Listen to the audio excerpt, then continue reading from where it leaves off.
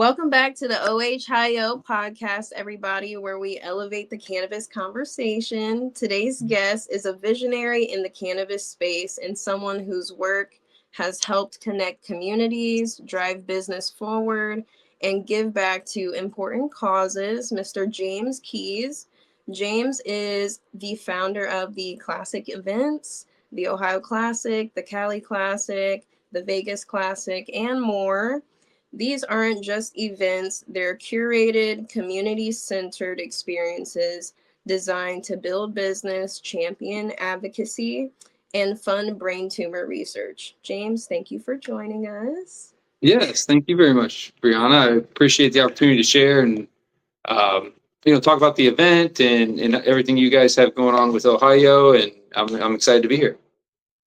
Yes, thank you so much. I really appreciate it. It's unfortunate I didn't have a co-host to have for this episode, but we're still making it work, and I appreciate you taking time out to be on the show. Of course. So first and foremost, we do have a question we have to ask everyone. Do you personally use cannabis? Why or why not? Yes. Always for a long time.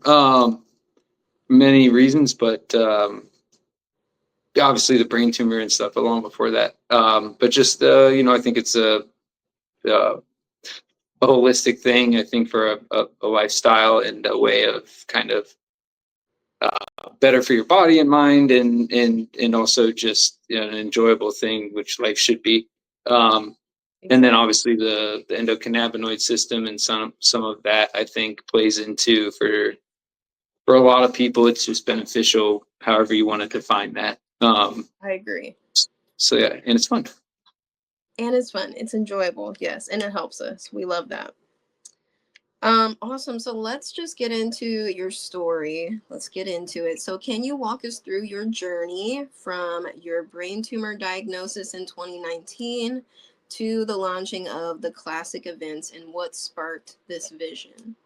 Yeah, I appreciated the opportunity, and if I can maybe back up even further a little bit. Sure. Than the brain tumor, because it starts before that. Okay. So I grew up out in the country on a golf course, and 21 years ago grew my first plant on that course. And so there are a lot of things, especially in Ohio, as you know.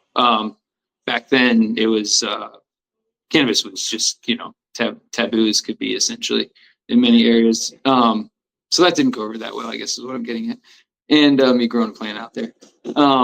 And so I thought it'd be fun and it make a lot of sense when we legalized in Ohio to rent that course out and throw an event. And so that's where the idea for the Ohio Classic came. And, in between those 20 years, essentially, yeah, I did a lot of professional work in cannabis too, from did a lot more cultivation than that before the professional work. And then decided to create quality management standards for cannabis around 2010. okay. And so I had been working in that field and was like, this is boring, but cannabis will need that. So Yeah. went to get my MBA, wrote everything about starting what was called Bud Basics at the time, what became CannabisStandards.com, and it had submitted the first international accreditation or standard for international accreditation for cannabis. We had like 60 people on 8 different committees.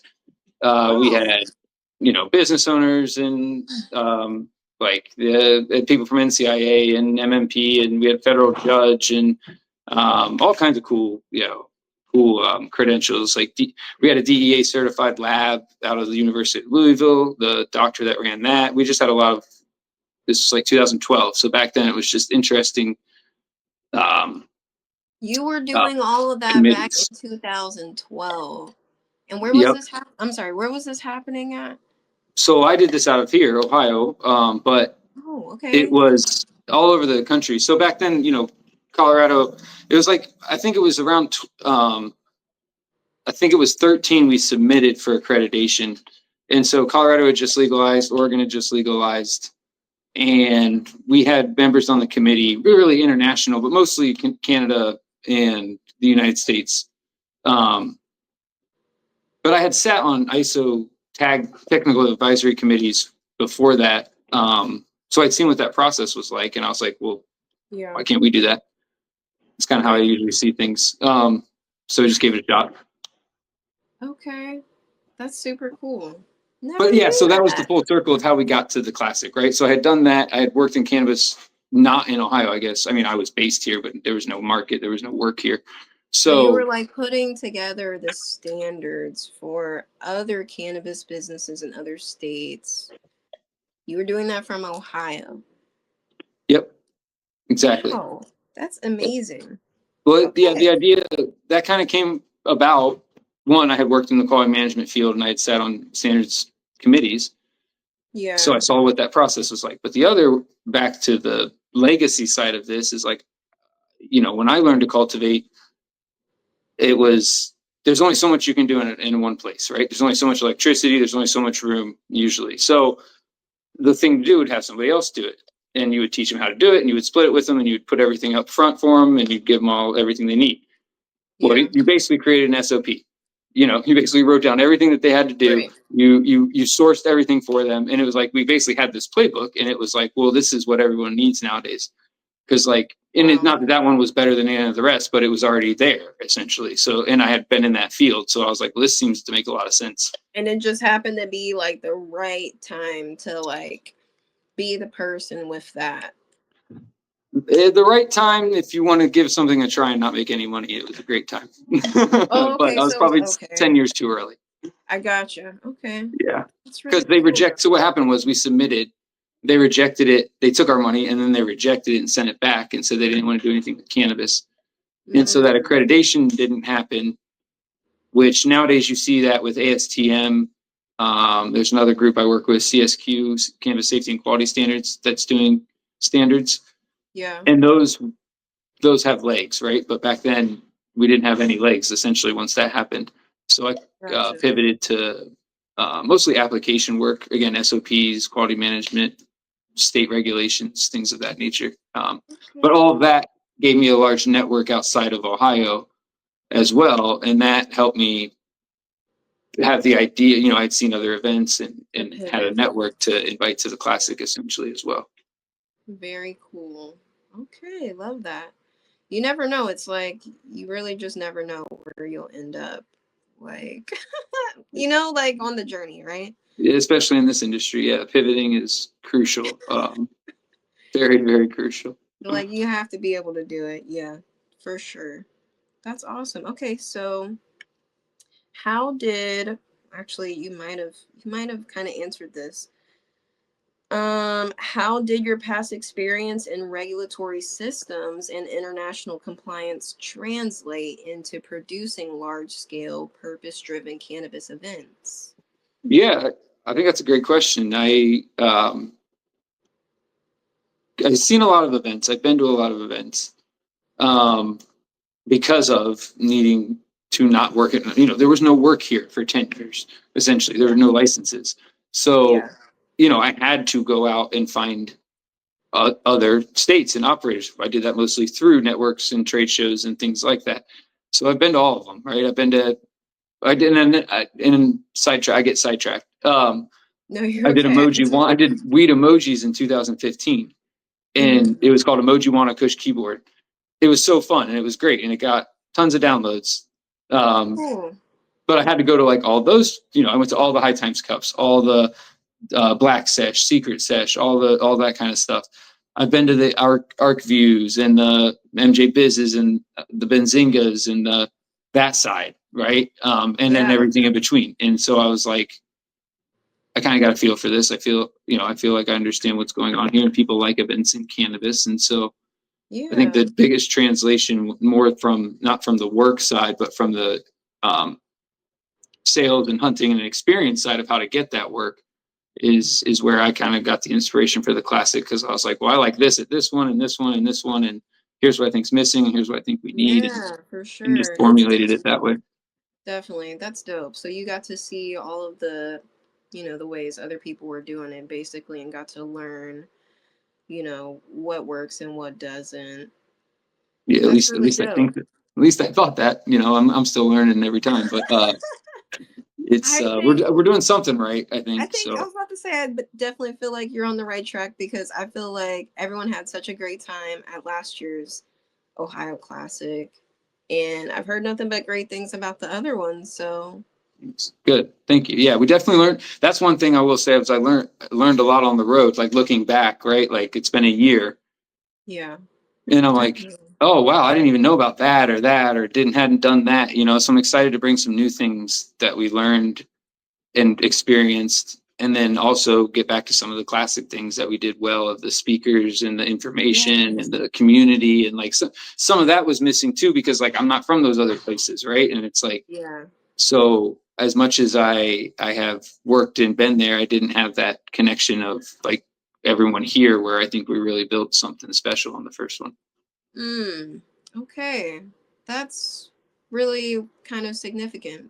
Cause like, it's not like I got to see the Cali one or the Vegas one, so but I know the one here that was in Ohio, it just felt like it meant something so special to everybody. I don't know. But maybe it Yeah. was because we're all from Ohio, right? So yeah, maybe. I mean, but Yeah, it did. It had everything has its own vibe. Every party, and it every was event. right before rec too. It was just like it was such a crazy moment in time. It was. It was. I'm so glad we did it and pulled it off, and everyone contributed and made it that way because that was something special. And It I was think we got a awesome. chance to repeat it in its own way, right? I think that's the other thing is these things are always going to be unique and new, better or worse. They're going to be different and like hopefully better, right? And like I was saying, we Definitely. got new things we've learned to bring from activation standpoint, from running it better standpoint.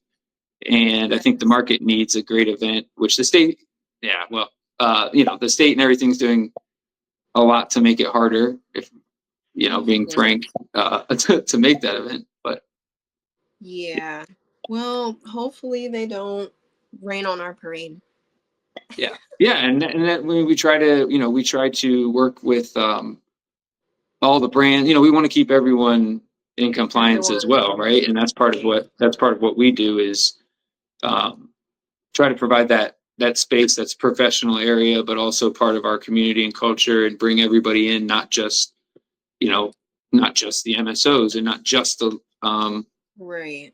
underground, right? But like try to show a holistic view of what cannabis is and where the market is and Connecting the going and all community those and the things. market. I'm sorry, what? I said connecting like the community and the market together. I think that's like a big gap, that needs to be kind of bridged. That's really important.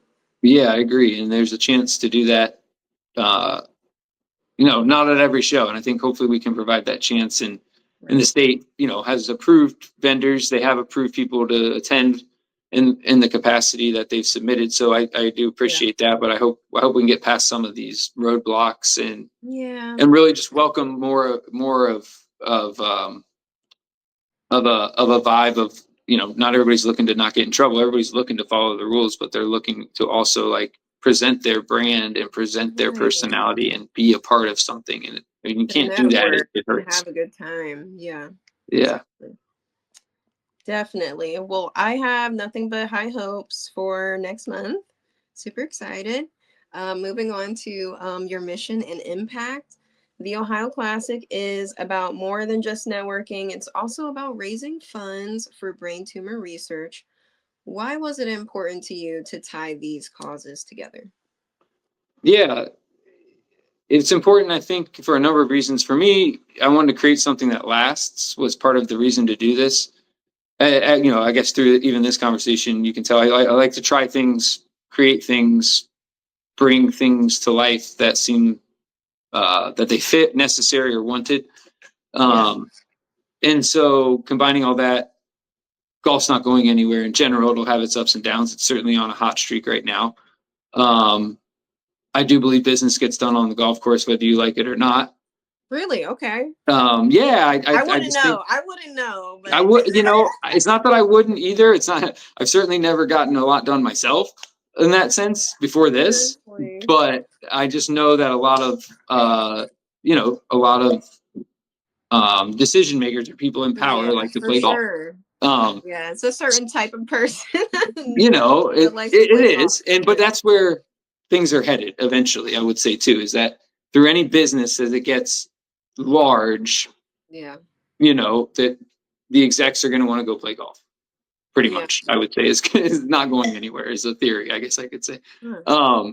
So in that sense, I thought it had some legs to it, right? But didn't want it to be like just that. I wanted it to be Yeah. something inclusionary for our industry. And as someone who, again, like grew up in around that environment that essentially was rejected for cannabis, it's like, Right. well, maybe we can do it our own way. And so I think that's part of this too. So I wanted to create it for something that lasts, that brings people together, that enters into parts of society that are hard for us as a, you know, cannabis industry culture people to get into, right? Like we're not welcome Yeah. in country clubs usually as a whole. And so our money spent's the same. What I've heard, and some of these are the nicest courses in the country, period. Like Monarch Beach is top course in the country. Las Vegas Country Club is the oldest one and one of the hottest, coolest cities in the world. These are nice Okay. places. And like they have said, we are welcome back. We are, everyone is Nice. polite and awesome and has done is some of the best crowd they've ever had. That's Um, amazing. yeah, and I think that is maybe underappreciated in what we're doing here is like that's part of the mission. Like I'm overspending on these venues and I'm going way over where I probably should and could to also prove a point of like we can do that, we can be there, and our industry will support us to be there, which is a running theory that could expire at any time. But like certainly appreciate everybody's support, and it takes that to pull these off. This isn't Oh yeah. yeah, this Sure. is an ongoing experiment. Essentially, this is an ongoing That's funny. thesis that we can make this happen. No, I love that, and I love just like the whole vibe and the idea of the Ohio Classic. I'm not like a golfer at all. I like literally the only memories like or anything that I can like pull out of my brain regarding golf is my grandfather used to watch golf on TV and he was like going blind as it was anyways, but that's like what he would watch all the time when I would go check up on him, and he loved Tiger Woods. And I would just be so bored. Like I just can't. Like I just couldn't even like I would just like Right. be in and out because it just like was not my thing. Couldn't keep my attention. But yeah. But that's what we all, or not all, but like, that's what a lot of people thought of as golf is like the old dude sitting there watching it, or like, and there's truth in that. Yeah. But I think that nowadays, especially, there's like a lot more we can, as we had a content, as we randomly showed up at a golf course the other day and had, 8 people doing content essentially and not playing golf. Like that was a lot of fun. It Um, was so much fun. yeah. So I think there's just a way to experience it maybe. And it's happening, right? We have the bars, we have the Top Golf. I mean, it's not that I'm Yeah. doing that or we're doing that. We're just tapping into that wavelength essentially of Yeah, for society right sure. now. And I And then guess the Top Golf simulator thing, I guess that does make it a lot more accessible for people. I've never tried that. So I don't really I'm not hip, but people like it. I've tried it, is it like but the Wii? It's like doing golf on the Wii kind of. yeah, I think the Top Golf, especially like you said, that really makes it accessible for anybody because it's almost like a game. It's like it Yeah. lights up and there's like a screen and all that. Like the Wii, it's just Huh. yeah, it's more accessible now. And then like so now people I think are willing to go. And it used It's to be just an serious. experience. Like it used to be, people would be so serious, and now it's like there still are some, but you just go around and whack a ball for a few hours and smoke some joints and drink some beers or something. People have a good time. It's a good time. That sounds like a good time for sure. Yeah. Love that. Okay, so what does it mean to bring together business and impact under one roof and one green? Yeah, it's important in most things. I would say everything business wise, right? But like especially in cannabis is, I mean, I would say you're making an impact just good or bad, hopefully good, but you're making an impact just by being involved in the industry, um, in a way Exactly. because that's hopefully, You're applying yourself and trying to make it. yeah, and hopefully it's breaking down some of those old problems and barriers and Yeah. walls and things. Now I don't necessarily. I'm not going to sit here and say that it is the way we hoped many or a lot of people, especially myself, hoped it would be or tried to contribute certain things. But we're still in the fight, if you will, or on the path of a legal market, and however you want to define that. We're working on something. Yeah. So I guess I'm saying that to say there's a part that I want to acknowledge, like everybody who's trying to contribute to that in cannabis is doing it by that. Now on top of that, and more like a direct impact, we try to raise funds and awareness for the brain tumor research because that's obviously close to me. So I just figured play the cards you're dealt type of thing. Definitely. I ended up on the better end of that than a lot of people. Was that because you caught it like early, or how did that happen exactly, if you don't mind me asking? I don't know. I just got lucky, I guess. Part of it's the brain tumor. Like it was a hemangioblastoma, which means cellular, non-cancerous on my cerebellum. So it was on the outside. But like the tumor, I guess, I don't know. They don't give you a lot of answers in brain stuff. Because they don't know it that well. They don't give you a lot of info. No, they don't know. Like yeah, they be guessing. They really do be guessing. They be looking it up just like we do.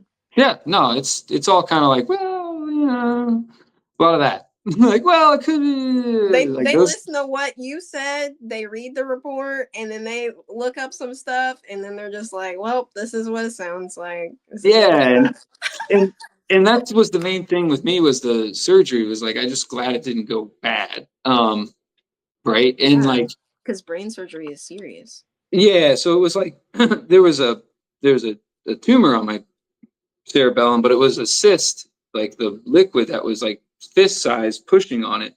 So that was what was more dangerous. From my understanding, again. Interesting.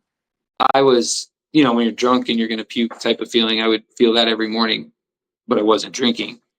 And so I'm like, well, that's weird. And then I just one day, yeah, like I would turn around to like look in the car or something, and I would like get crazy dizzy. And I was like, we had a baby. She was like a month old at the time, 2 months old. And I was like, I don't know if I should hold the baby anymore. Like feel like I'm gonna drop her, and like I'd fall into walls and stuff. And I'm just like, I gotta keep going. I gotta work and do stuff. No. So one day I just couldn't stand up anymore, like on the floor. I couldn't actually stand up. And then at like 6 o'clock, I was like, yeah, I gotta go to the hospital. Like I've been trying to stand up all day. And so it was just affecting my balance like that. But they were like, yeah, you're gonna die. You can't go home. Like you need surgery like right now. And I was like, yeah, that makes sense. So actually it was too much swelling or whatever. So they had to like give me a bunch of steroids and wait like a week. So it was kind of weird. It was like, I got to go home for a week to be like, say goodbye, basically. And then, is how I felt, right? Cause I'm like, I gotta go into this surgery. So then I did it and they didn't get it all. It was like 18-hour surgery. And then they did another one that was like almost that long. And so then they got it all. What? And then, it was wild. And then I woke up in neuro ICU. I had a tube out of this part of my skull for swelling. And then I had a tube in my neck that they would put drugs in. And I had 60 staples in the back of my head. And so I wake up in neuro ICU and I'm like, kind of like, I think I'm alive. I'm not really sure. Crazy. And then it takes a few days and I'm like, what do you, like, what's this thing in my neck? You like put stuff in it and they're like, that's for like drugs. And I'm like, so it goes right to your brain in case like shit is all fucked up or goes bad. It needs to be like right in there. Yeah. And I'm kind of like, what are you putting in there? And they list like, I don't know, 20 things. Who knows? And I'm like, whoa. So we got that down to like nothing, almost like just what they needed. And then I just took a bunch of edibles in the hospital and was like, my job's to get out of here. Basically, your job was to get the tumor out of here. So frankly, I would just eat edibles all day and my buddies would come hang out at night and drink and party. And then I would take my walker and I would try to walk while we hung out. And I'd learn to walk 10 steps each side of the room, 1,000 steps a day. Took like 20 days. They thought it'd take 6 months. I was like, nope, I got to get home. And I walked in the door and that was my goal. But I still had the staples in my head. And that's how quick I got home. They didn't think it'd be anywhere. They thought it'd be like months. I still even had the staples in. And then, so that, to answer the first question is like, what is cannabis? Like, did cannabis do all that? Certainly not. Did it help? Certainly. Yeah. And is that a better option than opioids and morphine and shit straight into your neck that goes into your brain right after you had surgery when your brain is super susceptible to everything? Yeah. That's fucking crazy in my opinion. Yeah. And that's why I'm also a big advocate of cannabis, because like I think it's just a better option. I'm not saying I have all the answers. I'm not saying it's a cure-all. I'm just saying it's a better option than that. It is. It's definitely usually a safer option, for sure. Okay, well that's crazy. Wow, that's insane. Well, I'm so glad that everything worked out. Me too. And Thank you. here we are. Definitely. Living the Yeah, dream. it's a Here we are blessing. living the dream. Yeah, that's part of it. I mean, all that answers all your questions in a way. Like, why do you like cannabis? Like, why did you do this event? It's like, well, part of it, I mean, to get, I don't know, whatever, is like, laying there, part of the motivation, obviously, 4 kids at the time, five after, but like was a huge 90% of it was like, I just feel like a shitty dad if I don't just get out of here or at least die trying. So Yeah. that was easy. But the other part is like I'd sit there and watch like Idaho, especially for whatever reason, I always thought was beautiful. But like I would sit there and watch like these shows on like nature or like things and like think about things I want to do, and it's like Yeah. I kind of feel an obligation to myself to at least try some of those things now that I have the chance, whether they succeed or fail. Like For I was sure. already like that before, so especially now. So I'd like to go to nice places. I'd like to have something that lasts. I'd like to create a space people can come together, not be rejected like I was from a community because you like weed when yesterday you didn't know that and you didn't give a shit because I put a collared shirt on and I was cool. Like, so like I want to break down some of those barriers. I want to bring, the community together at place business gets done. Like, so business can get done and Yeah. like we can move shit forward. So like there's a lot of that in why I'm doing it, and it's just fun. I love that. So you're basically saying, if you didn't have this kind of like near death experience, do you think you would have, do you think the classics, you think you would have ended up doing this, like something like this? No, because it would have been too painful maybe, or like too difficult mentally in a way probably before that, because it was hard to like get rejected from your house and community and like all of that at 18 because also because you like weed. Yeah. And so like my vision was I just wanted to buy the place. Like I wanted to make enough money I could just buy it. Now that didn't happen, but I had enough connections. I still didn't have enough money, but I had enough connections and confidence and a why behind it to try at least to rent it and throw a huge event. I don't know that I would have had that or done that without, I can't say, right? If I didn't have the brain tumor, maybe I would have made a bunch of money, right? So who knows? But at Yeah. least I thought this would be what's the word I'm looking for? Cathartic, maybe for me Sure. in a way, and then hopefully I could do some good, bring people together, throw a nice Yeah. party. There were all these kind of well, worst case, we throw a party. Well, worst case, I tried. Well, worst, you know what I mean? And like worst case kept becoming better, better, and better, where it was like, For damn, that sure. was fucking awesome. And that was a great event and I love very that. professional. And we did a really good job and we paid full price and we didn't mess anything up and they still were pissed at us. And it's like, that's what I thought would happen. So, Wow. we got a better venue. We went and did it bigger and better in Vegas, and we went and did it bigger and better in Cali, and we're going to come and do it bigger, better in Ohio, and we're just going to keep doing that. And yeah, Yeah, it sounds legit. Definitely looking forward to that. It has me just thinking about so many different things. I'm sorry. I'm just like, because I really love your story. Um, Even though I didn't have like a brain tumor, I had like a brain injury. And so I feel like a lot changed for me after that incident. And like, just who knows, like, it sometimes it takes like something really crazy, like a near death experience, to like bounce back and turn your whole life around into something you never would have imagined. right, exactly. And yeah, and there's been, like you said, I mean, having a brain, they may say a TBI or a tumor or an injury or I had a whatever. brain, yeah, I had like a brain bleed in a car accident. But like, you'll never know, right? Like, people wouldn't know that. And I think that's another Yeah. part of this is like, it's definitely a silent thing. You know, I'm definitely blessed. And you know, I can't see it. Like, I don't necessarily know it even happened in that sense. And like, I'm very lucky. Yeah, that's wild to wake up with like a tube out coming out of your neck, and that's a lot going on, bro. Like, what? Oh, dude, it was way wilder than that. Like, I would have these outer body experiences and be like, What? I'd be talking like they would be this room full of white coats essentially. And I'd be like, I don't know how to explain this, but I'm way over there right now. And I'm like I call it a recalibration. And I hated it. And it would like shake like the room. I couldn't see essentially, and like all these kind of things. And like you said, what was the answer? They're like, well, you know, I mean, it could be like that kind of happens. And it was like, is this gonna stop? Like, is it gonna Bruh, that's get better? crazy.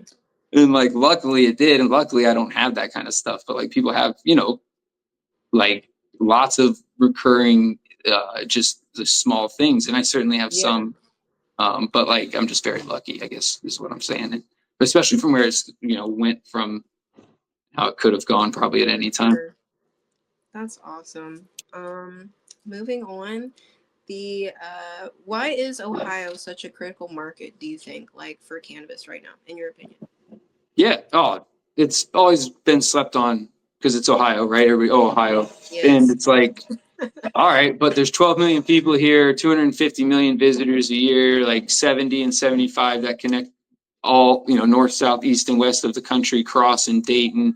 Like, Ohio gets business. Like, you Yeah. know, Ohio used to be, you know, 12 presidents or whatever it is. Like, it used to be, if you will, the California kind of, you know, it was a huge economy and all that, you know, 100 years ago. Um, so having said all that, I think it's just slept on a little bit just because, Gotcha. but it's a really large state. Yeah. Michigan kind of proved you don't even have to be a really large state with a per capita spend they have up there is like number one in the country a lot of times. So we've got Okay. a hot spot here. We always have. I Um, agree. yeah, and it's you know, it just doesn't have the cultural pull that other places do, or a reason to go like a beach or whatever, right? So True. it's not viewed like that. But our numbers are starting to show it. I mean, 500 million sales in 9 months with tents and no pre rolls, and like, that's crazy. Yes. No That's pre rolls no 2.8 advertising. is crazy. Yeah, like, you literally can't advertise. You literally can't have golf tees at a golf event. Like, I mean, and people are selling $500 million in product. Like, okay, so I think, That's so yeah, backwards. I Yeah. think it's going to explode even more. I think there'll be bumps in the road like anywhere, but Ohio's good at, you know, I think Ohio is good at growing business as a whole. Um, I think they'll find their way to do it. Hopefully, that's not too exclusionary or too damaging. But if it is, the black market will grow. So it is what it is. True. The demand's not going anywhere. I guess is what, you know. The demand curve doesn't change based on legislation. Like, it might grow because of more accessible forms and functions such as beverages and pre rolls, but, you know, people are smoking weed. It doesn't matter what happens. Good point. Yeah. People are gonna want their weed regardless. Yeah. What do you believe sets Ohio apart from other fast growing markets like California and Nevada? Like me personally, I wanna help put Ohio on like for cannabis, and I feel like you're kind of doing the same thing in your own way, like with the Ohio Classic. What do you think like sets us apart, or makes us like kind of unique? Yeah, that's a great question and perspective. I think it'd be different among a lot of people, but for me, it's a homegrown thing, right? You always kind of want to do big at the hometown, you know, home court advantage, all those kind of things, or show out at Yeah. home. So like, I don't want to be the dude from Ohio with the shit market either. I want to be from a place that's great, like, you know, that has a great market, that's big, that welcomes big players, that's worth having an event at, you know, as a business mindset right now. Um, Right. but then also just to do better. Like, I see, again, there's just, everyone has their perspectives and things of how they got to where they are. But for mine, like, having some of those experiences younger of like, oh, I'm a completely different person now because of cannabis. Like that always seemed weird to me. Like, like, oh, I was a good person and you all liked me. And now I'm like, not like That is super I, weird, right? that's super weird to me. Like, I don't get that. Right. But like, okay. And like lots of people have Yeah. those kind of experiences. Um, and so for me, that was a big piece of let's break down some of those barriers, right? Like, look at me. Like, I can walk into a country, and my hair's off, but like, I can clean up and walk into a country club, and they're going to be like, "Oh, this dude belongs here." Ha ha ha. And so, like, well, let's use that to our advantage. Like, do I give Yeah. a shit? No. Like, but like they do. Yeah. So they'll rent the place to me. They'll talk to me. They'll see me as one of their own. And so, like, okay, I can work Yeah. with that. So like that's part of what I want to help do is break down some of those barriers, and welcome people into where we all, we can all thrive. I hope. I think that's a big part of it. I don't want people to be like, as I came up in 10 years in this, that sucked. And like Yeah. I didn't think it would be like that, but like, that's how it was. And I hope the industry kind of evolves to be more mature and have decent wages, have decent jobs, have decent commitment, all these things that we really lack too. So I can go Yeah. on and on about what I want to happen. But I hope That'd to be nice. contribute to some of that in Ohio to be a place some of that can happen. I agree. I feel like definitely what I've noticed thus far, trying to get to know people like in the cannabis community here in Ohio, is the home growers really do take pride in what they do. That's very evident.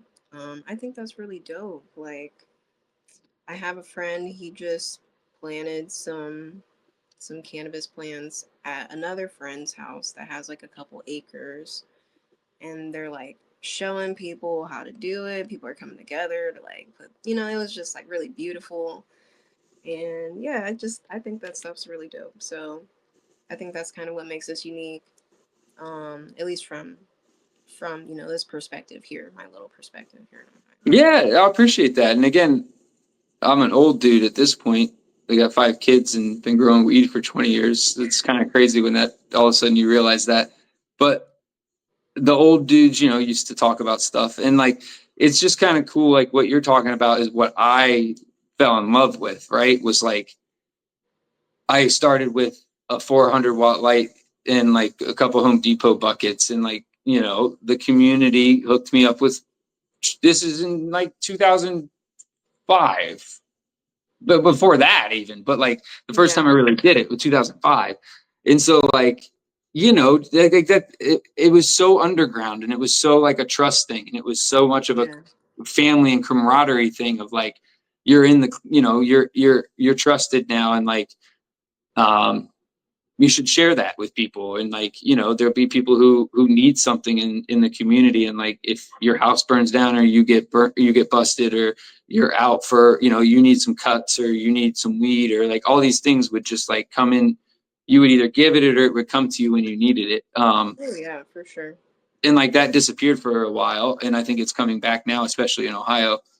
I did not think that would happen when we legalized. I thought that was Hmm. awesome. Like when Johnny Cannabis threw his farmers markets and that stuff started to happen, I was like, huh, never thought that would happen in Ohio.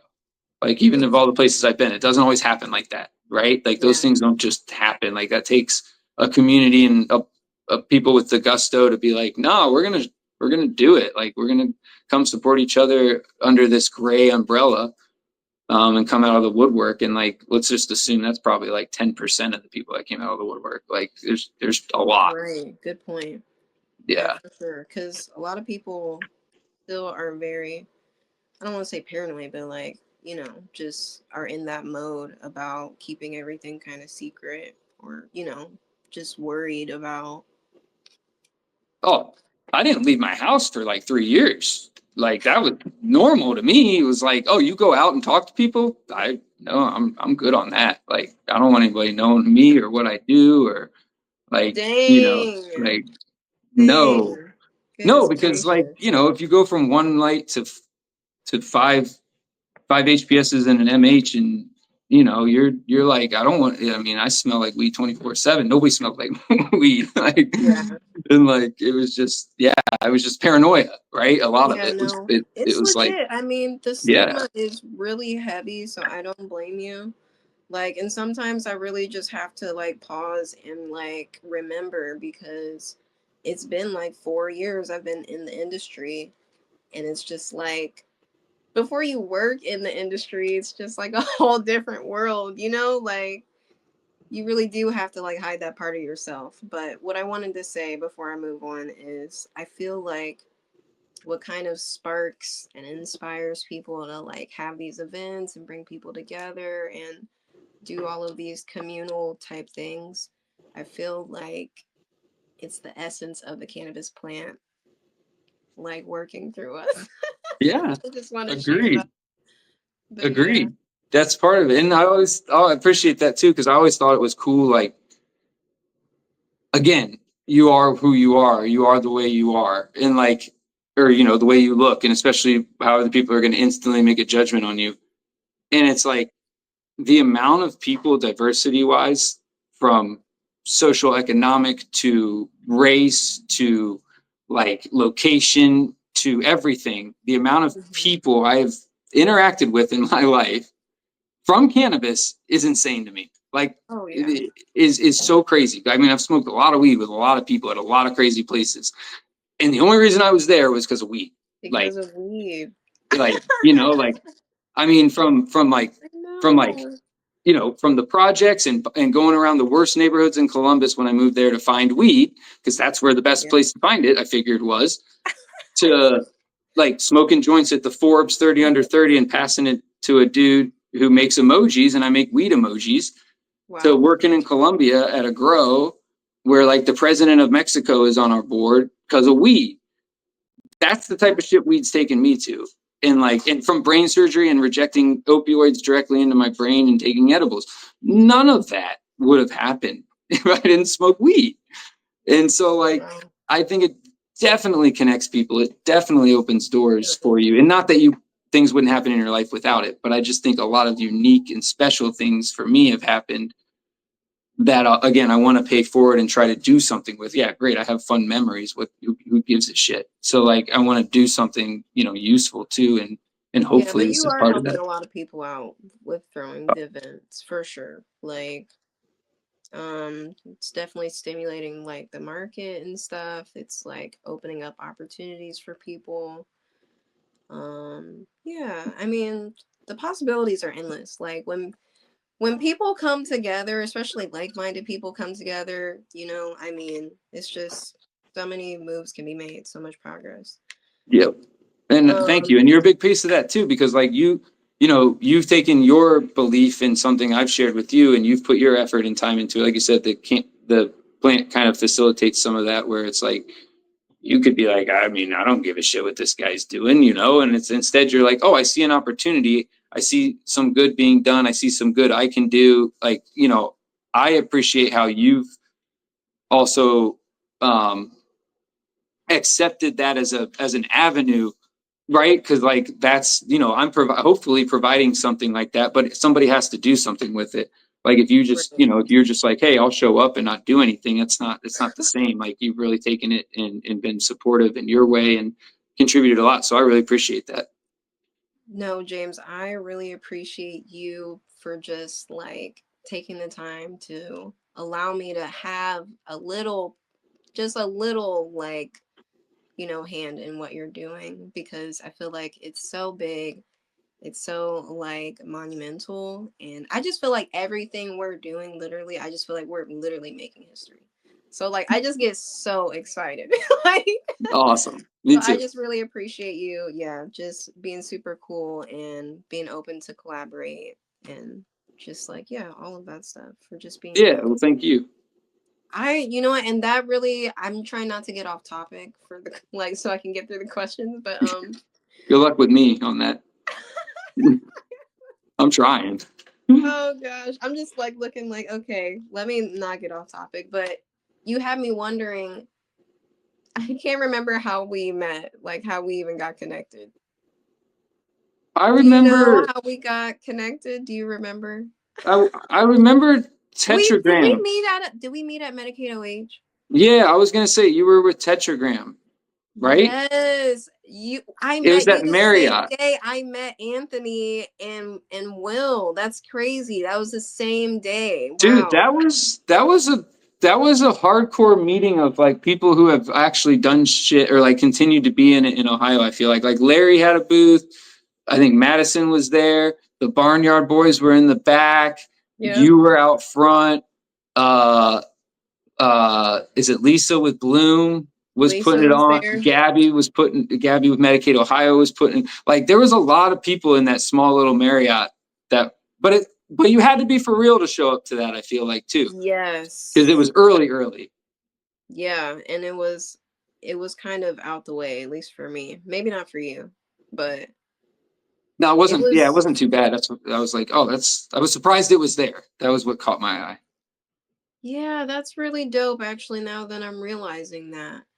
But you are right though. A lot of people that were there that day are some of the like real people that are still doing it consistently in the There are industry people right you're gonna now. see when you show up to a meetup and stuff. Still, like they're still in it. You know what I mean? Yeah, and that's kind of the point that we were just making is like putting these events together opens up these other opportunities for other bigger things for us to continue growing and just educating the community and hopefully changing the conversation about cannabis. So Yep. Yeah, but that was cool. That is. I think we met there, and then the Tetragram.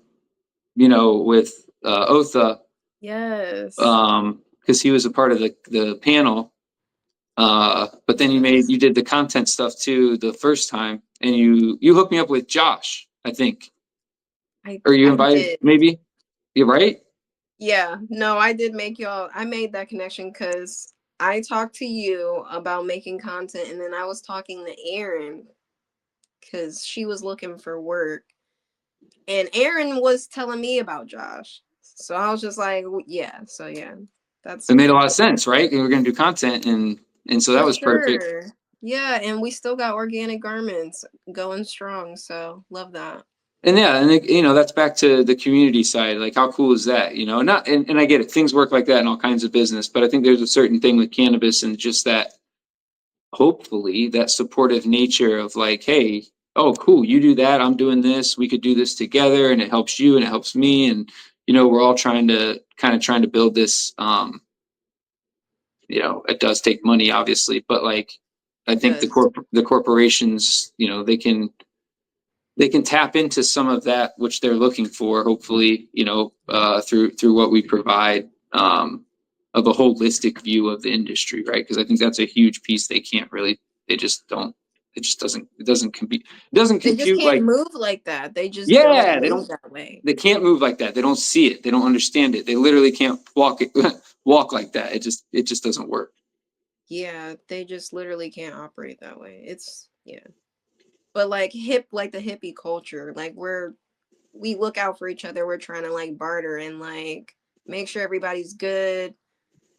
Yep. No, Yep. yeah, Yeah. And like, if you're going to contribute and want to be a part of it, like, I've certainly never turned anybody away that has offered me anything of useful for a classic. Like, you know what I mean? Like, if you've got something to bring to the table and you're part of the community, of course, like, right? Like, that's why right, everyone's for there. sure. That's why we all want to show up and have a good time, is because everyone can be there. Now, if you're just trying to mooch and get in for no reason but to party and, take up air, that's different. Right.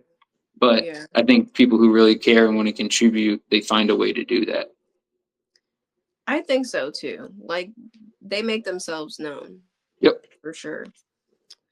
So moving on to the Ohio Classic coming up July 14th in Columbus. Tell us what can we expect this year? Yeah, another great event. I didn't even know what to expect last year. But I think this time we're going to have very similar kind of day, but we have more activities. We have more, like I said, we learned a few things on the road. So we'll definitely have speakers and information. I think that's a huge piece for Ohio. I'm trying to get we'll see who I can get, that maybe can give us some more information or be more transparent. But, we'll try to get some state reps, some local. Yeah, I can only imagine, but I know there's probably tons of people that want to speak. There's so much going on. Sorry to There's so interrupt you. much. I didn't mean to interrupt you, by the way. Nope. I tend to ramble, too. So Okay. like, no, but information, right? State rep, like kind of thing, some women, leaders in cannabis, some owners in cannabis. We won't have as much. I think we did probably too much the first time. I mean, maybe it was awesome, but like it was a little chaotic on the speakers. We had 33. I mean, everyone said you shouldn't do it. I was like, why not? Like, it makes so much sense to me. Like, it was the first one. It was the first of its kind. We had to go big. It had to go big, and it made sense. Like, we had awesome speakers. We had the booths. We had the golfers playing. So we'll have a similar setup. It's more spread out. This is a better venue. Sure. I didn't grow my weed plant here 20 years ago, but we already knocked that one off the checklist. So now we got like super nice. Yeah, we can move on. Super nice venue in Columbus, better location, top tier. Like I've heard it's number 2 behind Murfield. Awesome place. And like you walk in, like you walk up to it and it's like you feel like you're at the country club. It's like nice. I saw a picture of it. It looked huge. Right? It looks like a castle with like the brick driveway. Like, oh, it's dope. I'm so excited. Yeah. So like the left side's a huge ballroom, which could have the whole event itself, but we'll have speakers in there. Right next to that, they do weddings. So weather permitting, it's got like a walkway in the middle and grass on each side. So we'll have vendors out there. If the weather doesn't work, we can put the vendors under the patio because it goes out and it's like, a patio, like a restaurant patio. Yeah. And then there's a top terrace, like a second floor terrace that'll be the VIP. So super stoked about the venue. It's really nice. Sounds lit. Yeah, that's going to be dope. And then like I said, we learned a few things on the road. So like we've got a cool thing. It's been a hit in Vegas and Cali, and it's a golf ball. If you ever had a potato gun or seen that when you were a kid, it's a golf ball launcher and it launches at 420 yards. So like you can go on, it's like a big potato gun looking thing, like a big tube, and you shoot the ball out of it. I can kind of visualize that. Yeah, it's wild. People love it. Golfers love it. So we'll have that on the course to raise funds. It's like an activity. We'll have an LPGA pro out there. She plays a hole and you can use her score or yours. And like we do that to raise some funds. We got some silent auction, raffle type stuff too, to raise some funds and awareness through those means. So try to make it more fun while still doing some good. Love that. Excuse me. We'll have the brand activations on holes. Yes. Somebody has a really cool photo booth planned. We've got a MJ Biz is planning to do a trip, 2-night stay in Vegas and tickets to the show as a contest. Yeah. So we're trying to have cool stuff, man. And Fat Nugs will definitely be pushing it and have a prize pack type of thing. We'll have a lot of cool stuff like that. We got a signed Cheech and Chong movie poster we're doing a contest for. So wow, nice, fun stuff. Love that. Okay, well, that sounds like it's gonna be quite the time, and I'm sure there's even more things that you didn't mention that are probably still being cooked up. Exactly. So I don't want to overpromise. Yes, and you don't want to give it all away too soon either. So I can't wait. Moving on. The excitement is overwhelming. How do you see these experiences benefiting small businesses, entrepreneurs, and those looking to break into the cannabis space? I hope to provide that space as a communal space. It certainly costs money to do these events, but it certainly also takes a lot of people to contribute. So like, for one, anybody who has an entrepreneur or something, propose it, like figure it out, be an entrepreneur. That'd be my advice. And then if you come to an event and you're trying to like make connections, like I feel like somebody needs to talk about this. Like you should go in with like a plan. Yeah, and add value, hopefully. I get it. Like you got to pitch. I pitch hard. But I feel we do have a value. But part of that is everybody. Part of that is bringing people together, right? And like, I think that's why it works so far, and probably why it's not a huge money making business. But like, that's not necessarily the goal either. My goal is to have it sustainable and obviously has to pay for itself. But like, you know, I want this to last forever. This market, I believe, is going to grow. Yeah. However you want to define that. I think it's getting For bigger. sure. So I want to be around for that growth and have something, of value. So like, Yes. I guess on the entrepreneur and how we support everybody's side is like, I am that. So like, it's you're watching it happen every time I pull one of these off by the grace of God somehow. But like, that's part of being an entrepreneur is like jump out of the plane and hope you can Literally. build the parachute. Literally. You don't jump out when your parachute's all packed up. Like it doesn't work like that. Uh, so yeah, I think that's part of my advice to anybody, I guess, would be like, if I could go back and, all the things that didn't work out, like Emojiwana or the cannabisstandards.com, those being probably the two biggest ones I put a lot of, a year plus and all my money into, I'd just go twice as hard for sure. Like I Yeah. wouldn't hesitate at all. I would have mortgaged the house probably, type of thing. Wow. Yeah, don't ever hesitate. That's the only thing I think has ever cost me probably. Like you see those things, Hmm. like you probably notice my typing is not as good with you, especially. And it's like I'm trying in my text, but I'm trying to get to the point of quick response, and I'm bad at that. So like I would also say like just go for it instantly. Don't worry about how it's spelled or looks. I think that's good advice.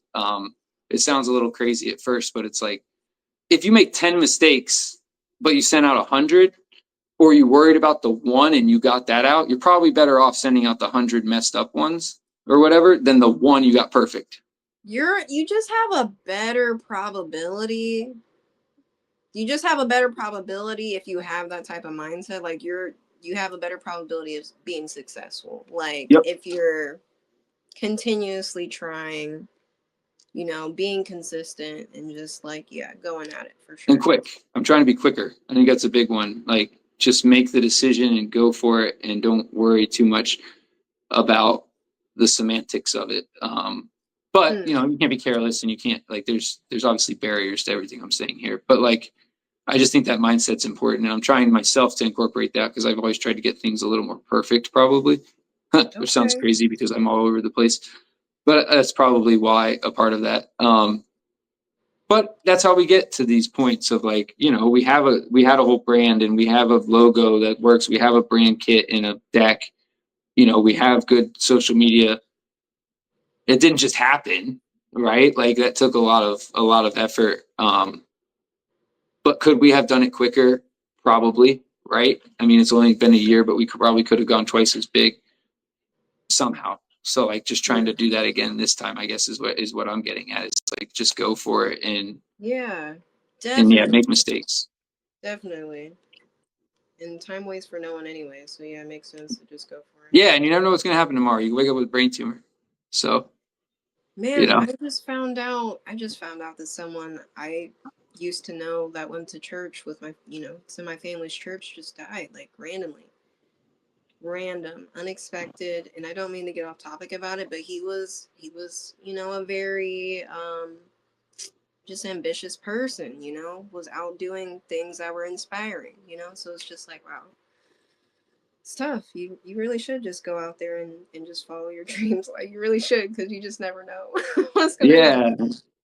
I appreciate that. I'm sorry to hear that happened to you, but it gives you a perspective, or your friend's family too, but it gives you a perspective for sure. Yeah, definitely. Well, moving on, you've mentioned creating space for local brands, influencers, and independents. What does true representation look like at an event like this? It's a really good question. And it's a tough one, I think, to answer in the industry. What is the industry? Um, so stepping back a little bit, to answer your question directly, what does it look like at an event that I have something to do with? I think it looks like, you know, I think it looks like what I back to what I said about cannabis. I think that's what it looks like. It's like I'm not gonna even draw that picture. Like I've smoked weed with crackheads and not presidents, but you know what I mean? Like literally like people like in charge of crazy shit. And like, that is who should be there. Everyone in between. That's my opinion. Like it's in the right form and fashion. Like it's not meant to be we take over and make a shit show of ourselves or our industry or the plant and culture. But it's also not you have to have a suit and tie and there's a dress code. I mean, there might be a dress code. I don't own the place, but like you know, there's not a there's not that kind of stupid barrier. Cool. So I would say that, but you know, on the business to business side too, is like there should be a good representation of the industry. There should be MSOs and there should be legacy operators and there should be entrepreneurs who, you know, don't have a dollar to their name, but aren't going to let that stop them. That's who I want to see there, and just hopefully connect the dots and help us all grow. I'm not over here from a philanthropic standpoint either, right? Like it's not like I've made my money and I'm good. Like, no, like I'm here to just like everybody else to make it happen still. So, I think that's an important piece is like, it should be funded. It should be paid for, but it also should be supportive of everyone. And that's what balance I'm trying to find, where there's value. And if you're there for a reason. And that's what the everyone plant feels does. like they get something out of it. Yep. Yeah. Hopefully not too many takers. And it's funny, cannabis, you know, we sound like a bunch of hippie dippies or whatever, but like cannabis does that. It just does that. It just weeds shit out like that. Like, you know, 20 years ago, you knew who the mooch was. You knew when the dude hit you up, if he had 5 on it, if he was bringing 1 head or 2, and like, you know, if he was going to drag half the fucking thing the whole time. Like it's always been that way. But you didn't care too. Like you knew that dude's a mooch, but like that's the way he is, and you know he still gets to hit it, and like it's just always been that way. So I don't know. Like I just think that it hasn't changed. It's the same. It's always been the same. It's just different. But like it's the same shit. Just rolling. Nothing new under the sun. How do we keep the industry from being dominated solely by MSOs and out-of-state interests? What are your thoughts? I think that goes down to how you define industry. I think a lot of people want to attach legalization with the plant. And I accept that that's true. I work in that industry. I work to write standards for it. I wanted it to happen. I don't think that necessarily is the end all be all either, though. I think back to that. If they want to restrict in Ohio, that will make the black market thrive. If they want to be more inclusive, that will bring the black market in and the people who are curious. But if you're going to not give 20-year-old Bo, if you're not going to give him an opportunity and you're going to tell him he's not welcome, he's going to go fucking do it on his own. And that is what everyone, I'm assuming people at 20 years old are thinking the same thing now. That's not a me thing. That's a 20-year-old thing. So like, you know, young people are going to do what they do. People who want weed are going to find weed. So like, what can we do for the industry? I mean, you know, hopefully make some money and not screw people over and like provide, you know, a life ideally. But if that doesn't work out, then, you know, there's other shit to do. Like there's ways to make money and still be with the plant. And I think I'll say this. I went to Benzinga and I went to Champs this week. Okay. People at Champs are very happy. Like they're killing it. Like we used to. People at Benzinga are still playing the same game they've been playing for a long time. So when you talk about the industry, to me, that's all of the industry. And it's just where do you want to play and how do you want to play and what risk are you willing to take? And like, I'm trying to do it legit. I've been trying to do it legit. I'm trying to help that side grow. But that's not the only side. And if, you know, again, if it all goes away, it doesn't all go away. So like, it's just how does it evolve and how do you want to participate? I think is kind of what I'm getting at. Like hemp and THCA is completely legal as far as I'm concerned, as far as I've read, as far as a lot of legal opinions will say, sure, find one that says it isn't. But every corner store bar says it is. So like, got the weed right now. Yeah. So, the I babes. think that's an option, man. Like, you don't have to participate in this part of the industry. Like, Yeah. so I don't know. I kind of ranting there, but my answer is, the industry will figure itself. The plant will figure it all out in a way.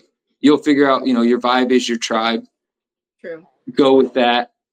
I try to do that myself, but I got to be responsible too and pay the Yes. bills.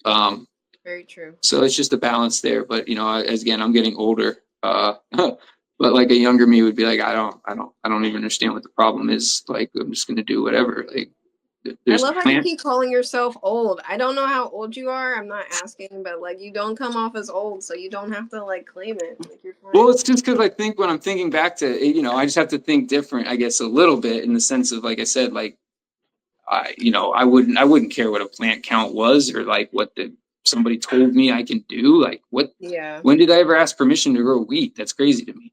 So like, literally. um, the part of that, like I said, it just ebbs and flows. I think people should have a right to do that, but again, you're asking someone for a right for a plant. It doesn't compute in my brain. Like, that doesn't make sense to me. Facts. No, So I feel you. I agree. So we're actually gonna move on. It's like my segment. Are you okay yeah, on time, or do you need me to kind of wrap things up for you? no, you're good. I just need to Because get a drink. I'm getting dry mouth real quick. yeah, Do you mind feel 1 second? free. All right, 1 second. Feel free. How you guys doing?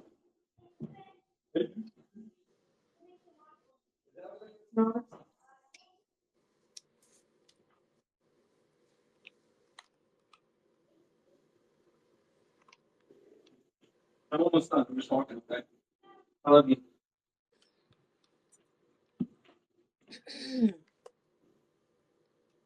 Nice. How are you doing? I'm doing good. I took a drink too, because yeah, my throat was a little dry there. And I hope I'm not too far off subject or just ranting. I'm just trying to have a No, conversation. no, you're good. I think we're getting some great stuff. I appreciate you. I just have a quick little segment. It's just like not. It's still cannabis related. I'm not going to give you a whole bunch of debriefing on it. It's just Yep. something to kind of break up the questions that we had. Yep. Okay. Welcome to the Hemper's House. The Hemper's House is where we take a moment to be mindful and to just reflect on our connection, our personal relationship with cannabis, and to kind of just share a little bit more deeper about, what cannabis means to you. So, my first question is you've kind of touched on it before. What I like to ask people is if you could describe your relationship with cannabis, would you describe it as like strictly medicinal or recreational? Or, some people find cannabis to be, spiritually, elevating for them as well. So, yeah, if you want to add anything. Yeah, I appreciate the question and the thought. For me is kind of all the above in a way, and it's just like I said. I think it just connects with certain people, and whether that's physiologically or emotionally or spiritually or whatever any of those things even mean. To be honest, I just think it clicks. Yeah, for sure. So yeah, I would say just the life enhancement. Yes, just a better quality of life overall for you. We love that. And then, secondly, my last question is a little bit deeper. If you could imagine cannabis as it is, a divine, it's like a divine expression of Mother Nature. And let's say Mother Nature had some words of wisdom. Like, what is the message that you feel cannabis is bringing to us, to our community, or maybe to you personally? What message do you think it's trying to spread? I think there's a lot of interpretation with cannabis you could have from I don't know, a few things stick out in my mind from what's been suppressed about it. Shows you a lot about society, and not that I have the answer for why that's happened, Yeah. but I think there's a lot there. I think there's also a lot there in your statement of Mother Earth and things bared from seed, essentially. If you're religious, or I guess Jewish or Christian or any of them, the Old Testament would be Genesis, anything bearing seed or fruit and seed or something like that is meant for humans. So this would fall under that. Yeah. To everything, to Columbus's sails being made of hemp, to I think the Shroud of Turin is made of hemp, to ancient Chinese medicine with cannabis and hemp. That's weird. Like that seems like something important. Very So much so yeah, I think there's a lot there to unpack of what it is and does. Yes. And like I don't have those answers, but I'm a curious person.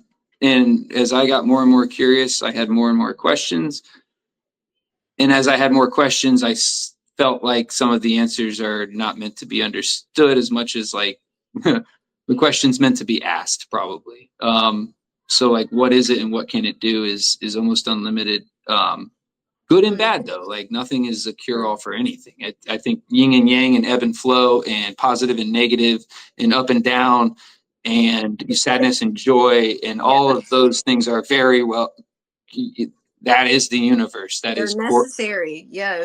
You can't have one without the other. You can't appreciate one without the other. And that sucks. But like it's also just the way it is and true. And like so like yeah, I just think we're in our perspective is short. Like we're fucking, we got like 70 years of 100 years at best of like a good brain.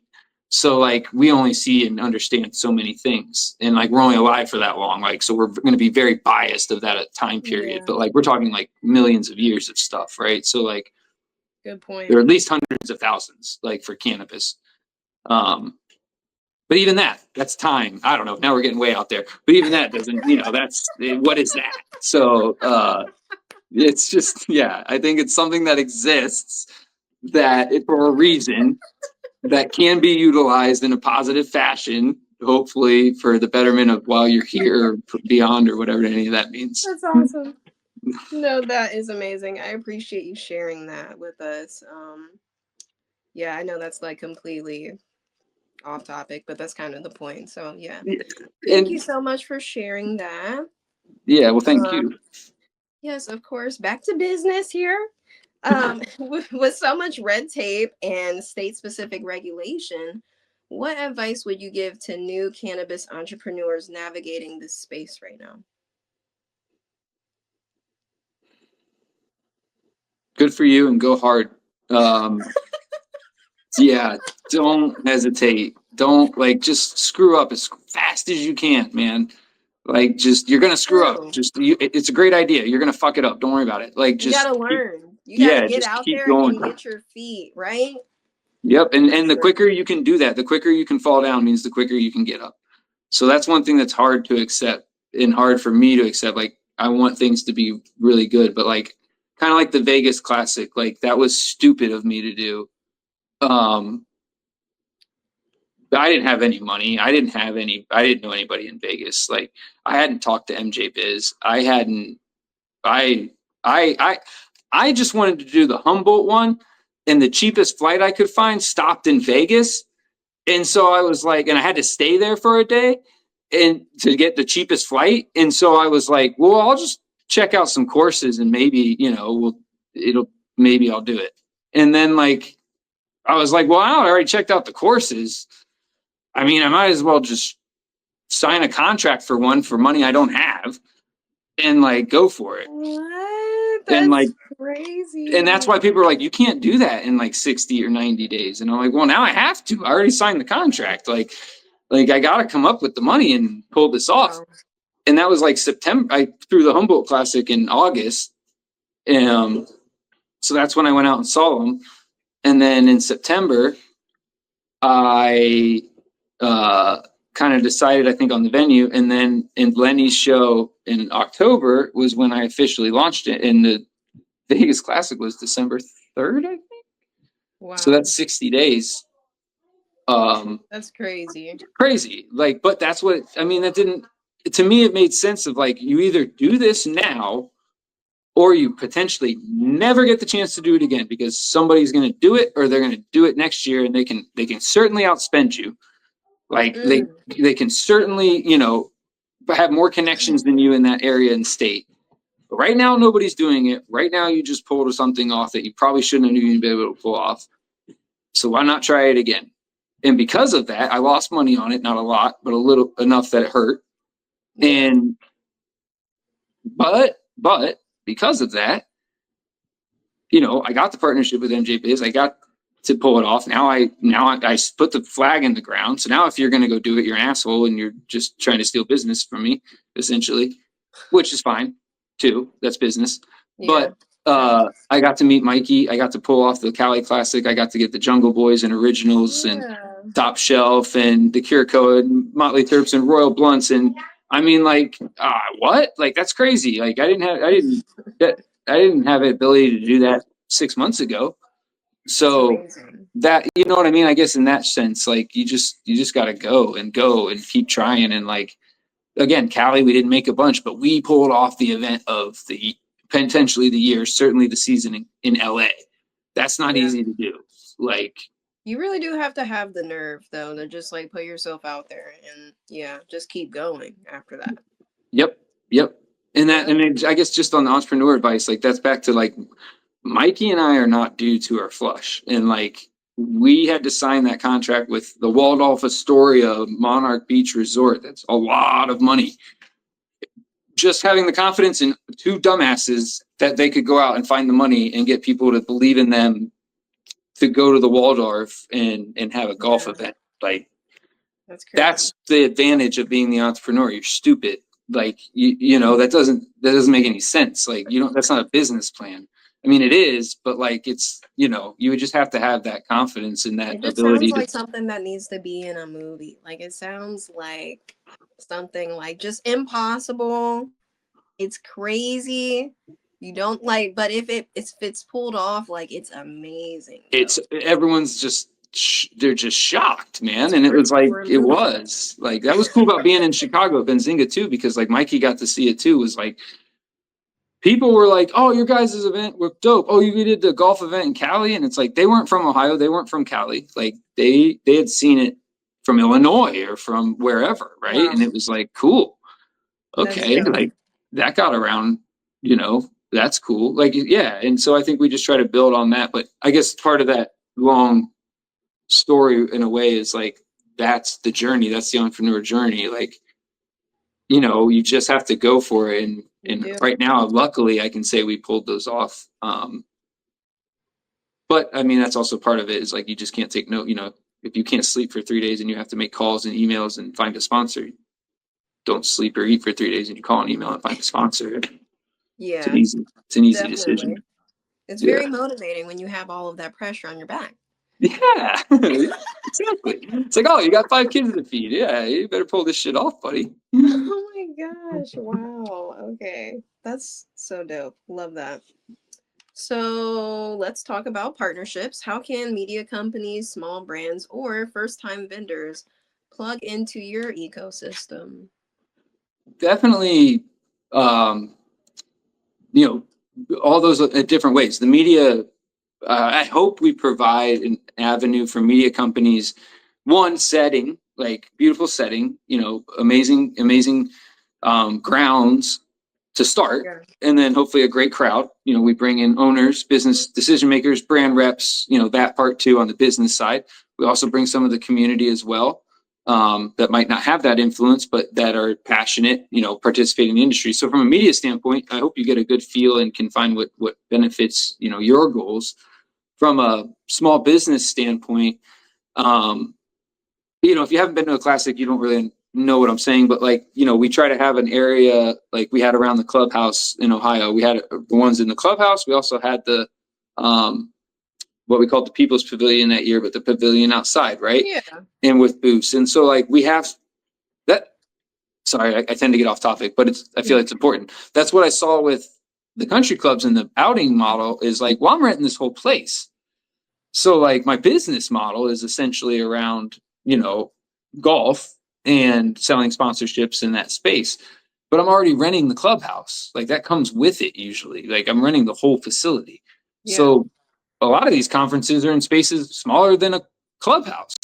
Yeah. So like we have that space to utilize. So for small businesses, I try to work with them. I try to do swaps. I try to do things that are of value. And obviously cash has to exchange hands. We're not giving things away for free either. Like, there has to be value for everybody there.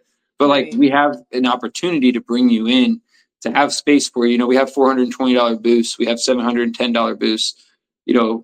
Those fit into the model of what I saw other places charging probably a lot cheaper than most trade shows. Or I shouldn't say probably. That's a lot cheaper than most trade shows.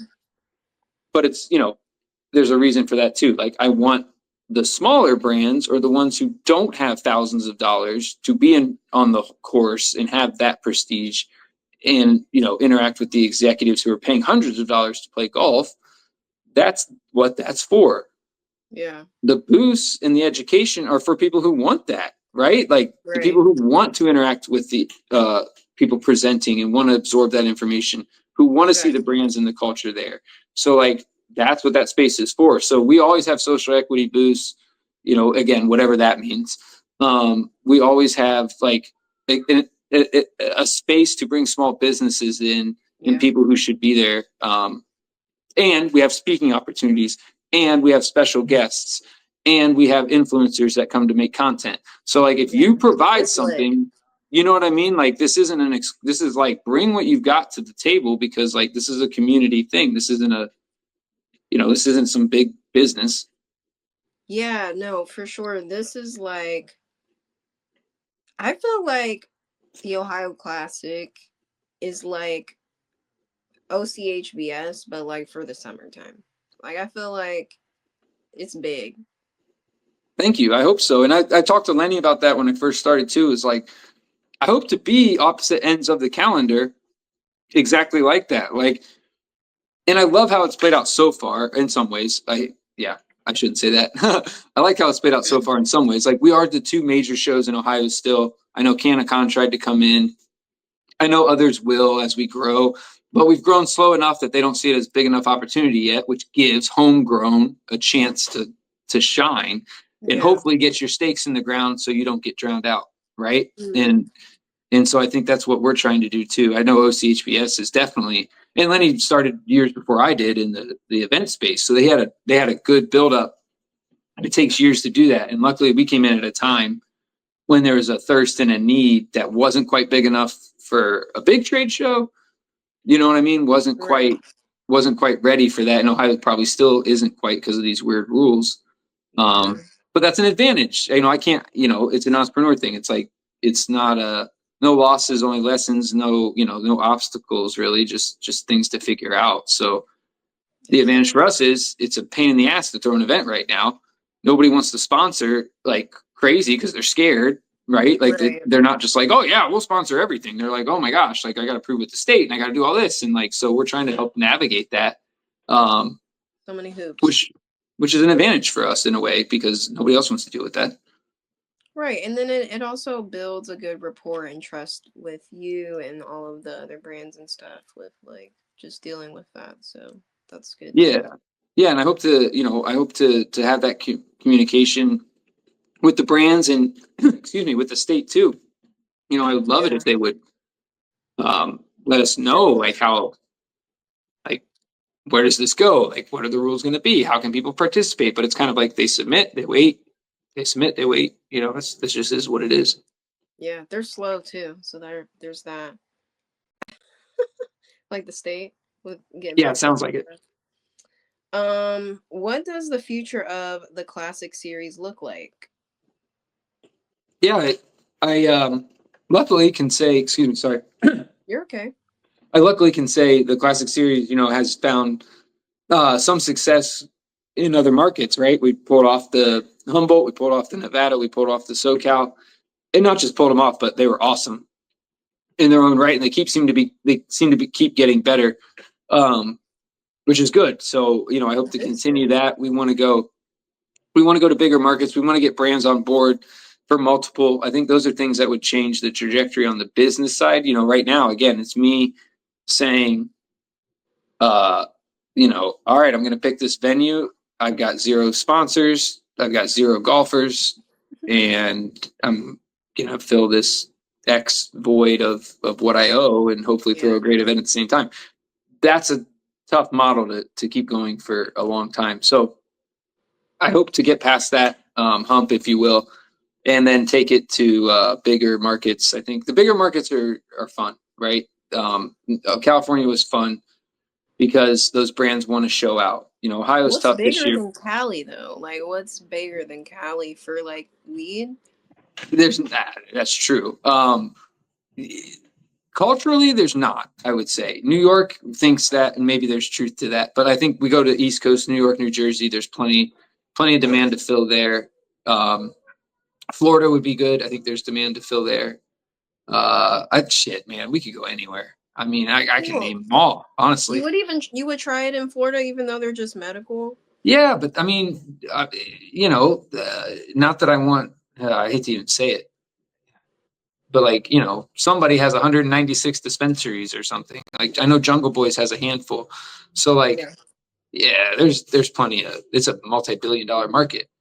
Like, that's what I mean. When you look at market cap and you look at how much business is being done, it's like, how's there not a golf event? Like, in my opinion, like that's just, it just makes sense to me. Sure.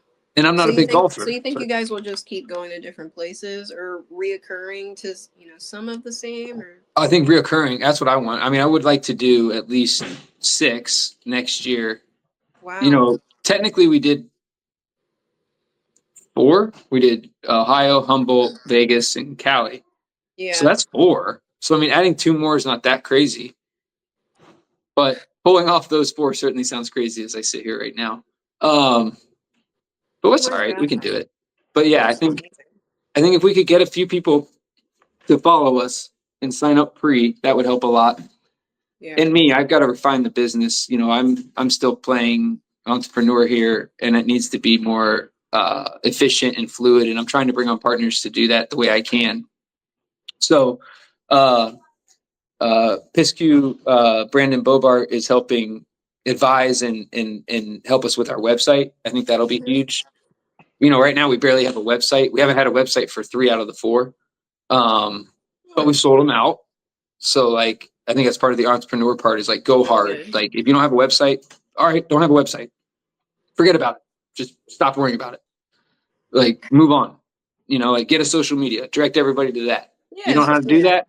Watch YouTube. You can figure it out. Like, you get a QR code, get a link tree, get a ticket platform. Boom, you're in business. Like you don't need a website. You do, but you don't. So like, we're trying to, get that. I should have an email MailChimp and be more consistent with our messaging and like sending stuff out. We need to be better at registration and follow up right on site. Like all of those refinements, I think will help a lot for us to expand. I'm just a little all over the place in deciding to do these last minute, but I think that's why we're going to knock Ohio out and we're going to focus on Vegas this year. Nice. Yeah, so we can do it right. It sounds like it's all coming together for sure. I think so. Thank you. Yes, definitely. So what legacy do you hope to leave behind with these events? Yeah, just like me, I guess, in a way, like, the death, or not death, but threat. We're all under threat of death every day. But like, the things that happen to you, like a brain tumor or whatever it is. And it's like, you do kind of take that appreciation of like, oh, I better get this done now. And so I guess I hope my legacy is like that, like bringing people together. I like nice venues too. Like I like nice stuff. I like cool stuff. I got 5 kids, so I've been, without nice stuff for a while, but that's a sacrifice. I have nice kids. I have nice families. So like, that's, what I mean? The ebb and flow of the universe. But I want to enjoy those nice things in life too. And I think so, like bringing people into those environments, like being welcoming, normalizing cannabis in the way I want to normalize it, right? Like my normalization again would be like, younger me not being seen as a completely different person because of cannabis. That was crazy to me. And so I guess that's part of it. Like everybody's got like their things, right? And so like that's a big part of it for me is like I still wish I could have made enough money and just bought the damn place. But maybe that wasn't my destiny, right? Maybe mine was to not just focus on one and be able to open doors across the world, nation, different markets like that. And like I take pride in like, the Las Vegas Country Club thing. Like that was cool to me. Like we did that and like they welcomed us back. And then Monarch, for sure, everyone was like, they are not welcoming you back. Like you're so lucky they're letting you guys pull this off. And we were like, yeah, we know. And it's not. They totally are welcoming us back. They totally thought we did a good job and had a great time. And like there was the Chargers had an event before us the day before was on like ESPN2. Like this isn't like normal shit. Like this place was crazy. But like we, our money spent the same. Like our crowd was way crazy. We turned Google Maps red like to get into the place for hours. Like the overflow parking was overflowed. Like it was it was an event and they were like, wow, these two idiots pulled this off. Like they didn't think we were going to they didn't have enough carts. Like they didn't think we had sold it out because I'm not that organized. And so the night before when I send them the golf sheet, there's like 6 foursomes that aren't filled out because I'm like, these people are going to show up. I'm sure, but I don't have their name. They haven't paid yet, but like, it's Cali. Like they're going to show up. Like they're just going to give us cash or whatever, and like, but the club just, they're like, they didn't think that all was going to happen. You know what I mean? So like they didn't have enough carts out and we had ordered 2 truckloads extra of carts and they were like, thought that was silly and was going to be, and we were still way short. And it was like, they were like, wow. But like, that's, I think that's part of what I want to leave and do and leave is like, yeah, man, like we went to some really cool places. We did it right. Like, for sure. Love that. And then hopefully my kids can just throw events when they're older and in memory of dad and have a party and a good time. I always said that when I died, like I always thought it was silly. I used to say this when I was younger, which is weird. But like, I'd be like, when I die, I don't want people to have a funeral. I want them to have a party.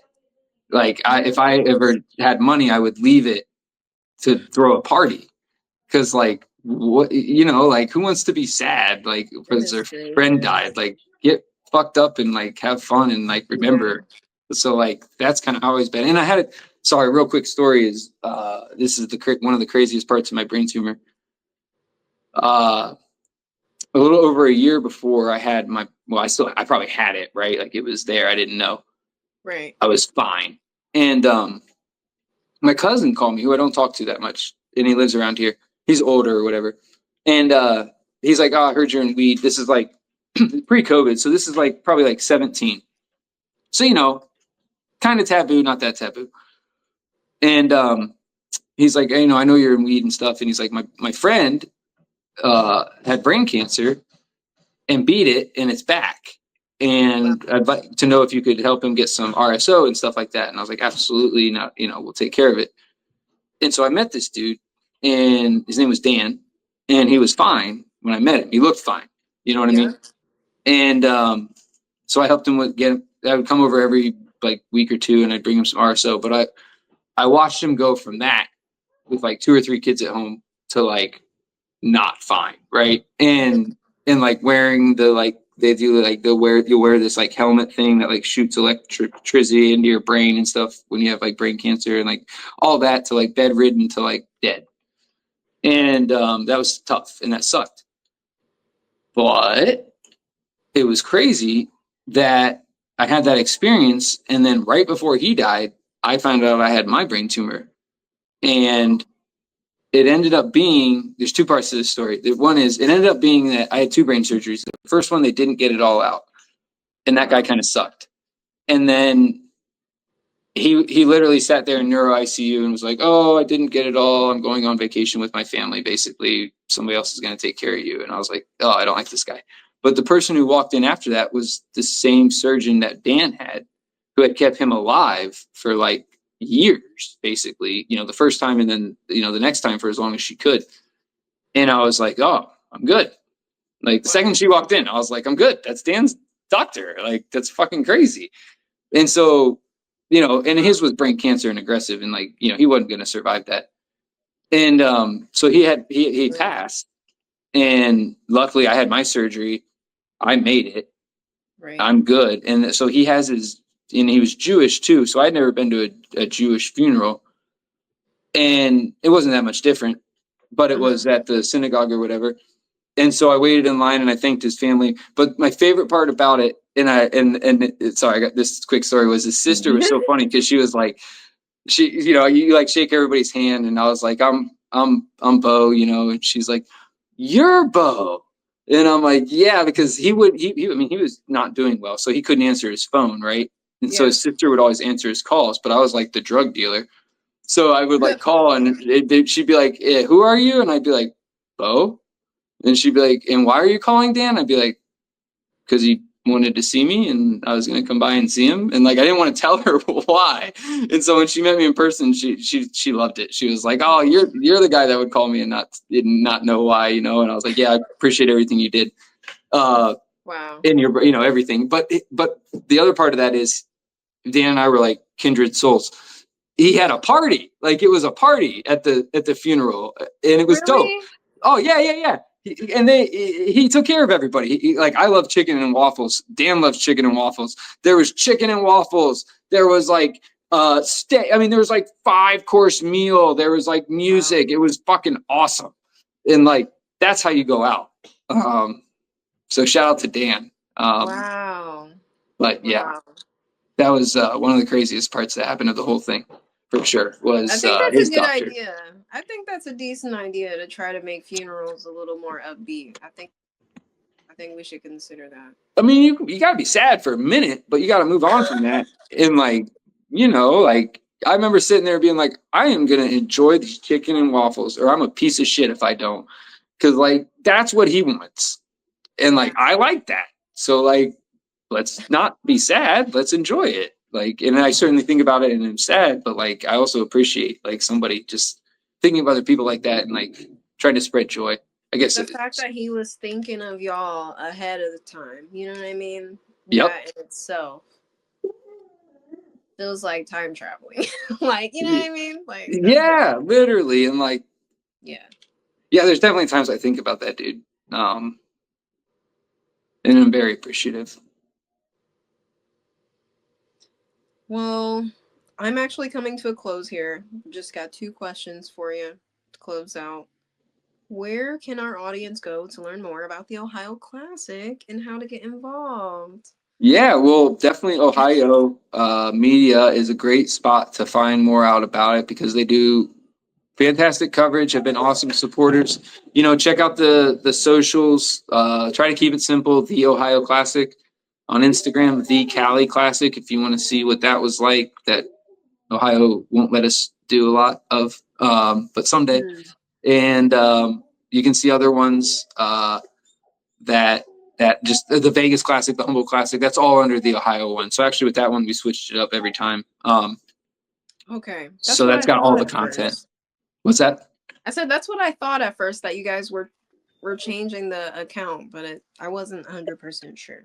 Yeah, I thought it would be nice to get everybody in, eventually the classics, like you said, what's the vision? I mean, the vision is that it's a thing like that has multiple, which it is, or I guess it already is. It's not a vision. But like, is a classic event series or evolves in that nature. So that's the website. But right now, the Ohio Classics, it's under the Ohio Classic. So socials, go to the Ohio Classic on LinkedIn and on Instagram. And then the new website will be up. But you got the ticket link in there. You can see what the event's like. You can always reach out to people like Brianna or myself to learn more. So yeah, definitely. You can grab your tickets. You can grab them at the link in my bio. Yep. I think we have it in the OH-HighYo bio as well, but it's all around, definitely. So catch you there. And then also final words. Do you have any final words for everyone watching, those looking to attend, partner, or build something meaningful in the space? Yeah, I appreciate support. I think that's important. The way we can each other. I think to go old school is like you wouldn't show up to a smoke sesh without something usually. And if you did, Yes, you'd be sure to bring extra the next time usually. And I think that's a good mentality for business and cannabis too, is like, hey man, yeah, it's expensive to get in. Like there's a reason for that. It's expensive to throw. But like it takes a definitely. lot of people to pull this off and like a lot of people contribute. And so like find out what you can contribute to the industry or to something like this and like, that's I think that's what we can all do for each other and yeah, I hope to be a part of that in every way. I want to help myself grow. I want to help everybody grow. I want to help the industry grow and create something that's fun and that lasts. That's awesome. And we definitely value like your contributions to the cannabis community. We want to thank you again for coming on the show, and just telling us a little bit about your journey and about the classic. We can't wait for July 14th. And Yes. yeah, thank you so much, Bo, for coming on and sharing with us. Yeah. It's been a Thank you. wonderful night. Thank you. Thank you, Bree. It's always good to see you and talk to you. And I appreciate everything you do and the energy you bring. And, um, I hope to emulate some of that and, help grow all of that together. So thank you. And thanks to everybody that's been a part of it and enjoyed it and shared it and told people and like made it what it is. I mean, I could show up at a golf course by myself and have a party, but it's not going to be nearly as fun as if everybody else comes. So I That appreciate is that. that is very true. But you are cultivating that space for all of us to kind of create all of these wonderful things that is the cannabis community here. So thank you again and have a wonderful night. Yeah, thank you. Have a wonderful night too. I'll talk to you soon. All right, bye bye. Bye.